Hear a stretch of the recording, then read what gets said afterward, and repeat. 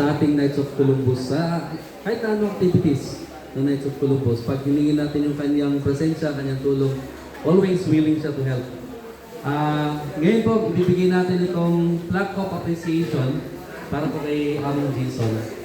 Para po pagbibigay parangal sa kanyang suporta sa Knights of Columbus. Basahin ko lang po. Knights of Columbus, Diocese of Tarlac, District P45. This plaque of appreciation is hereby awarded to Reverend Father Jason Santos in recognition of his continued support, dedication, and valuable contribution which greatly contribute to the success of the annual Knights of Columbus District P45 Family Day, given this 28th day of March 2026 at Mango Farm, Villa Aguila, Maliwalo, Tarlac City. Signed, Worthy District Deputy T45, Brother Jeremy Pogi Tonggol. Palakpakan po natin si Amon.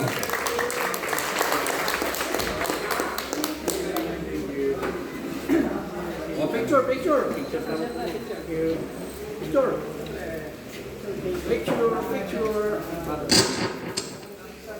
Sir Milo, sabihin niyo po ko, tapo na agad.